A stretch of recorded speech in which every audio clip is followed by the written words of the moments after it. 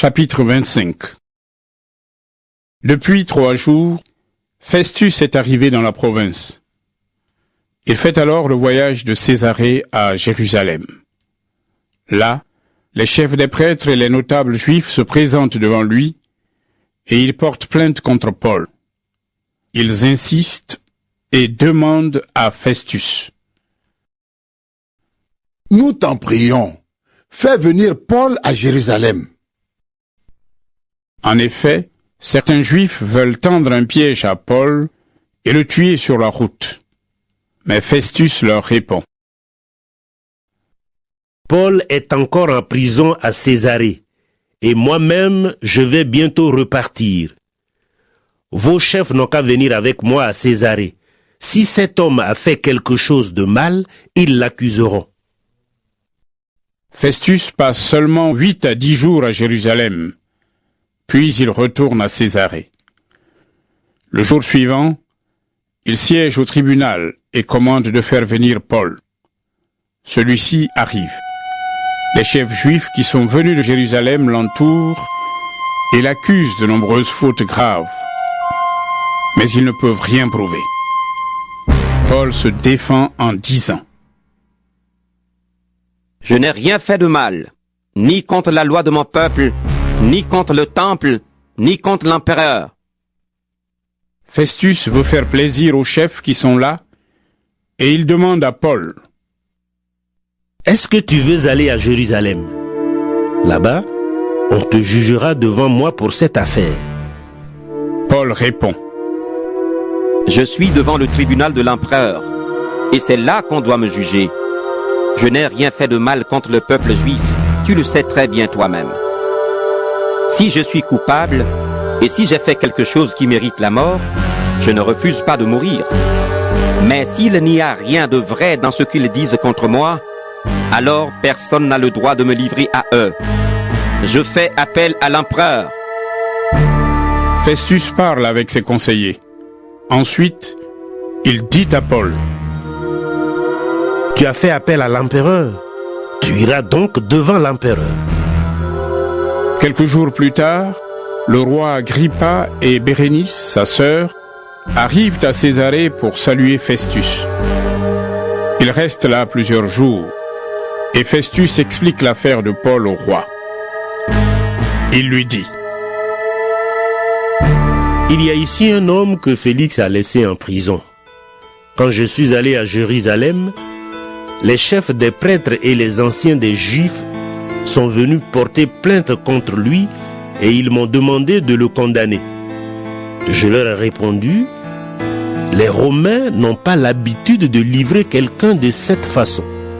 L'accusé doit d'abord rencontrer ceux qui l'accusent et il doit pouvoir se défendre contre leurs accusations. Donc, les chefs religieux sont venus ici avec moi et sans retard, le jour suivant, je me suis assis au tribunal et j'ai commandé de faire venir cet homme. Ces accusateurs sont arrivés. Je pensais qu'ils allaient lui reprocher certaines choses graves, mais non. Ils se sont disputés avec lui au sujet de leur religion et d'un certain Jésus. Cet homme est mort, mais Paul dit qu'il est vivant. Je ne savais pas quelle décision prendre.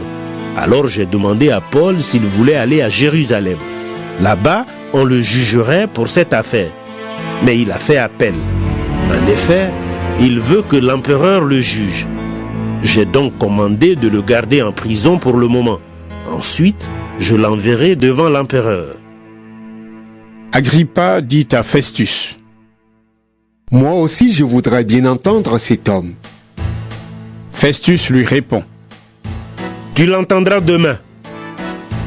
Le jour suivant, Agrippa et Bérénice arrivent avec un cortège important. Ils entrent dans la salle du tribunal avec les chefs militaires et les notables de la ville. Festus donne un ordre et on amène Paul. Alors Festus dit.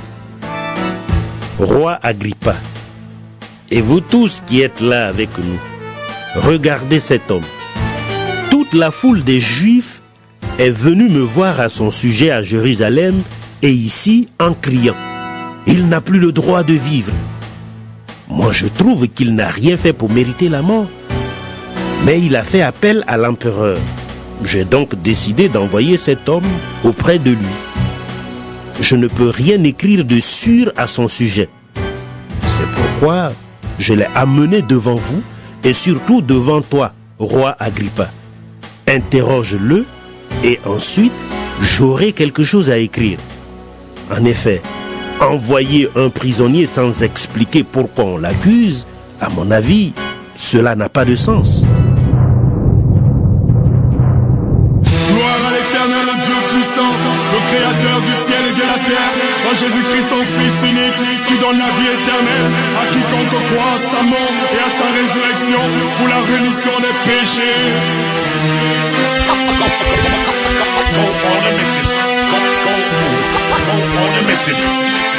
Pareil au combat, on a opté pour l'armée régulière. Le diable et son armée ont envahi la terre. Pareil au combat, on aborde des armes spirituelles. Malgré les coups qu'on prend, on tient le ciel à plus de son de la cloche. Le temps de la paix est proche. Le diable se rapproche, son plus bête, le plus grand nombre dans sa poche. Il use de tous les ruses pour éloigner l'homme de Dieu, bloquant celui-ci l'accès à la parole qui pourrait le rendre pieux. Autour de l'existence de Dieu, il crée des polémiques, disant que si Dieu existait, pourquoi ce monde aussi cynique? Il endort les hommes avec ses inepties. Ceux-ci plongent dans le péché des dents, ils sacrifient. Nous on a choisi le Fils, on a choisi Jésus, roi des rois, seigneur des seigneurs, c'est lui qui est le Christ. Dès lors, le diable a décidé de nous faire la guerre. Il cherche à nous faire tomber avec ses griffes de Lucifer. De Dieu, nous nous approchons, on persévère. On affiche nos ambitions aux grands jours éclairs. Moi et ma maison, nous servirons l'Éternel à jamais. Nous vivons aussi dans le ciel. Pareil au combat, on a opté pour l'armée régulière. Le diable et son armée ont envahi la terre. Pareil au combat, on aborde les armes spirituelles. Malgré les coups qu'on prend, on tient le ciel. Pareil au combat, on a opté pour l'armée régulière. Le diable et son armée ont envahi la terre. Pareil au combat, on aborde les armes spirituelles. Malgré les coups qu'on prend, on tient le ciel. Au bout de ce siècle, la guerre est spirituelle. Pas de fusil à canon, on parle pas de matériel en tant qu'enfant de Dieu. La parole nous propose des armes. Ouvrons la Bible à Ephésiens 6. On s'arme, mettons en horreur la vérité pour ceinture, afin qu'on ne soit jamais nu. Là c'est sûr, pour cuirasse, la justice qui esquisse la vie glorieuse du Fils. Pour chaussures à nos pieds le zèle que donne l'évangile de paix, pour qui nous sommes le sel. Par-dessus tout, le bouclier de la foi, pour éteindre les traits du malin voix. Les prières nécessaires, chargées de supplications, une veille persévérante pour leur exécution. Dès lors, nous avons l'arsenal dans nos vies, nous ne laisserons jamais faire le mal. Non, non, non, à Satan.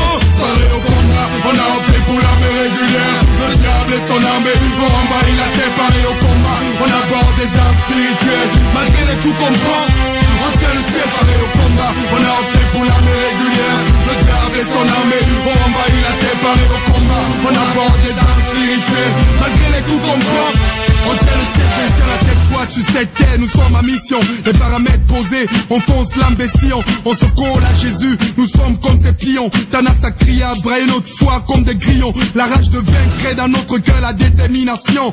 Comme Roger Millard dans une surface de réparation. Semblable à Carl Lewis, à la traîne, un condamné à mort qui trouve injuste sa peine. On doit diffuser partout, n'importe où l'évangile. Le nom de Jésus doit être cité et que ça file. La Bible est notre asile, la moisson est grande, frappons dans le mille. La meilleure défense c'est l'attaque, la contre-attaque. On attaque, on foudroie les œuvres du malin. Surtout, on lui fait pas de câlin. Et moi je continue à dire non, non, à Satan. Pareil au combat, on a opté pour l'armée régulière. Le diable et son armée ont envahi la terre. Pareil au combat, on aborde des armes spirituelles. Malgré les coups qu'on prend, on tient le ciel. Pareil au combat, on a opté pour l'armée régulière. Le diable et son armée ont envahi la terre. Pareil au combat, on aborde des armes spirituelles. Malgré les coups qu'on prend, on tient le ciel. Pareil au combat, on a opté pour l'armée régulière. Le diable et son armée ont envahi la terre. Pareil au combat, on aborde des armes spirituelles. Malgré les coups qu'on prend,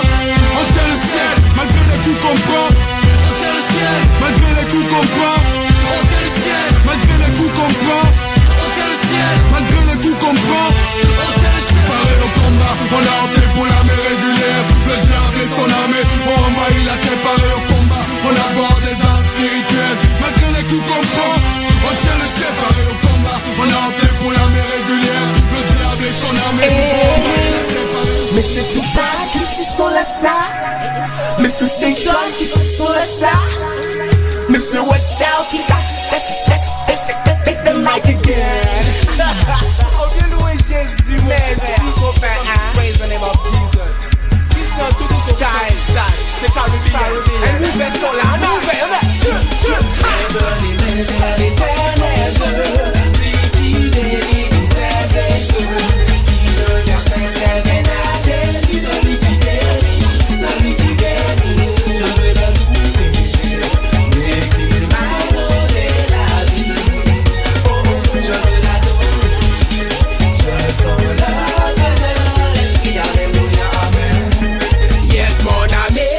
Jésus-Christ, il est celui qui va te bénir. Yes, mon ami, viens à Jésus-Christ, tu es un arbre, il va te faire fleurir. Man, dès aujourd'hui, viens à Jésus-Christ, celui qui bénit, mon ami, je te le dis, viens à lui, viens à lui. Il est celui qui va te bénir, tous les jours il va te bénir. Oh, lève les mains, my friend, check the mic again.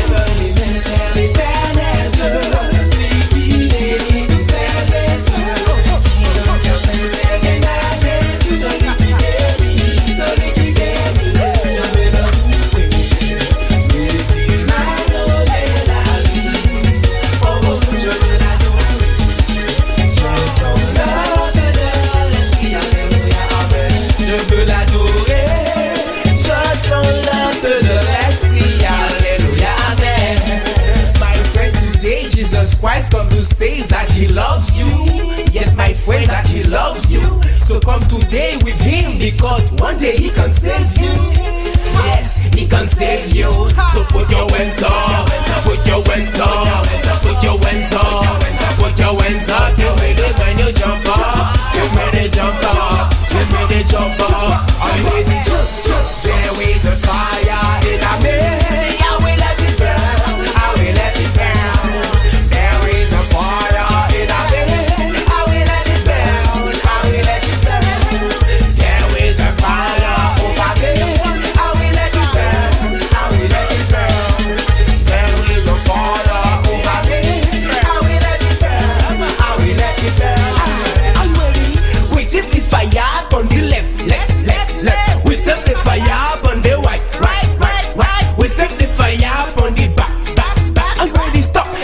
Hands up. Are you ready? Today we're gonna praise Jesus, my friend.